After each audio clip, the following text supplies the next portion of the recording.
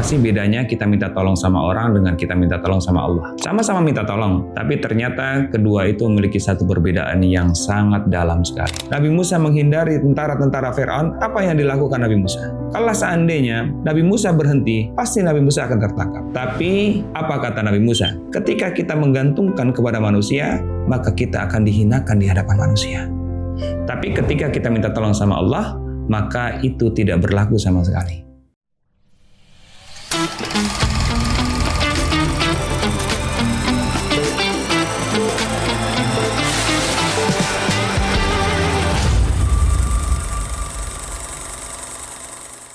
Bismillahirrahmanirrahim. Assalamualaikum warahmatullahi wabarakatuh. Teman-teman semuanya, jumpa lagi di BTW Break Time with saya, Radit Hood. Teman-teman, apa sih bedanya kita minta tolong sama orang dengan kita minta tolong sama Allah? Sama-sama minta tolong, tapi ternyata kedua itu memiliki satu perbedaan yang sangat dalam sekali. Ketika kita ingin minta tolong sama orang, maka kita harus melihat faktanya dulu. Apakah orang ini pernah melakukan ini sehingga kita minta tolong? Contohnya gini, rumah kita rusak atau rumah kita bocor. Kita nggak mungkin mencari tukang kemudian kita belum tahu apakah dia bisa melakukan atau tidak. Itu konteksnya ketika kita minta tolong sama manusia. Tapi ketika kita minta tolong sama Allah, maka itu tidak berlaku sama sekali. Kenapa tidak berlaku sama sekali? Maka ketika kita minta tolong sama Allah, hendaknya kita yakin dulu sebelum Allah tolong kita. Tapi kalau kita minta tolong sama manusia, hendaknya kita yakin dulu bahwasanya si fulan bisa mengerjakan. Barulah kita minta tolong kepada si fulan. Tapi kalau kita minta tolong sama Allah, maka hendaklah kita yakin dulu sebelum Allah berikan pertolongan kepada kita. Rasulullah SAW menjelaskan melalui satu hadis qudsi, yaitu salah satu firman Allah yang diucapkan melalui lisan Rasulullah SAW, "Idza sa'alta fas'alillah. Wa idza sta'anta fasta'in billah." Hai hambaku, jika engkau ingin meminta, maka mintalah kepada Allah. Dan jika engkau butuh pertolongan, maka minta tolonglah sama Allah.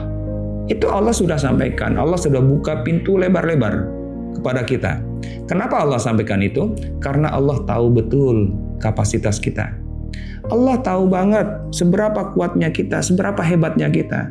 Maka Allah Subhanahu wa Ta'ala, ketika Allah telah tanggung jawab dalam kehidupan kita dan mengatur kehidupan kita, serta Allah Subhanahu wa Ta'ala pun menjamin kehidupan kita, sehingga ketika Allah sudah jamin kehidupan kita, hendaknya kepada Allah lah kita meminta, bukan kepada yang lainnya.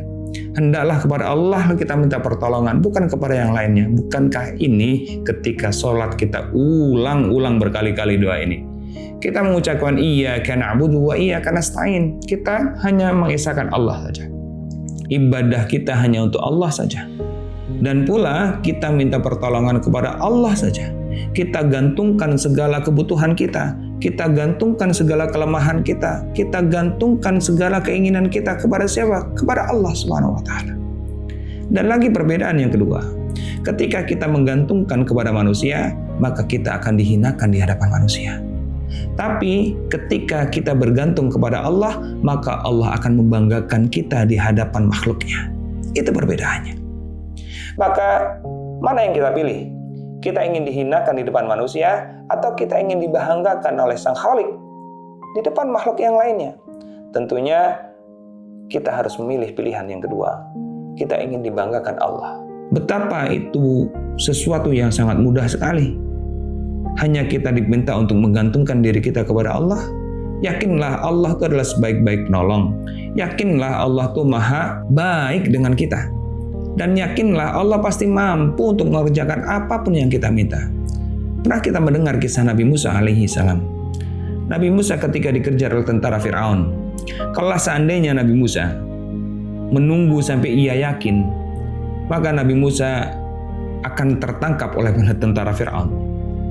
Tapi ketika Nabi Musa berjalan, Nabi Musa menghindari tentara-tentara Fir'aun. Apa yang dilakukan Nabi Musa? Kalau seandainya Nabi Musa berhenti, pasti Nabi Musa akan tertangkap. Tapi apa kata Nabi Musa? Kalla inna ma'ya rabbi sayahdin. Sekali-kali tidak, sesungguhnya Rabbku, Tuhanku bersamaku. Dia akan memberikan petunjuk kepadaku. Dan benar, Allah Subhanahu wa Ta'ala berikan pertolongan kepada Nabi Musa alaihissalam. Gak harus nunggu Nabi Musa melihat laut itu terbelah terlebih dahulu. Tapi Nabi Musa bahkan sebelum Allah kabulkan doanya untuk diselamatkan, Allah Subhanahu wa Ta'ala telah menjanjikan kepada Nabi Musa untuk ditunjukkan agar ia tidak tertangkap dengan tentara-tentara Fir'aun. Apa yang dilakukan Nabi Musa alaihissalam? Dia meyakinkan terlebih dahulu dirinya bahwasanya Allah pasti akan memberikan petunjuk kepadanya, Allah pasti akan menolongnya. Dan Nabi Musa hanya berlari, dan saat itu Allah tolong Nabi Musa dan Allah bantu Nabi Musa dengan sesuatu yang tidak pernah Nabi Musa gambarkan sama sekali. Bagaimana tidak? Atas izin Allah, Nabi Musa memukulkan tongkatnya dan Nabi Musa bisa membelah lautan yang begitu luar biasa dan dahsyatnya. Bahkan Nabi Musa belum pernah melihat sebelumnya. Tapi Nabi Musa meyakini terlebih dahulu terhadap pertolongan Allah, barulah Allah kabulkan. Teman-teman semuanya, jangan pernah kita ragu untuk minta tolong kepada Allah. Jangan pernah kita ragu untuk bergantung kepada Allah. Ingat, minta tolong kepada Allah tidak harus menunggu kita yakin terlebih dahulu atas pertolongannya. Tapi yakinlah sebelum Allah menolong kita, Allah pasti menolong kita. BTW, Break Time with Radit Hood, hidup taat, hidup sehat, hidup manfaat. Barakallahu fikum. Assalamualaikum warahmatullahi wabarakatuh.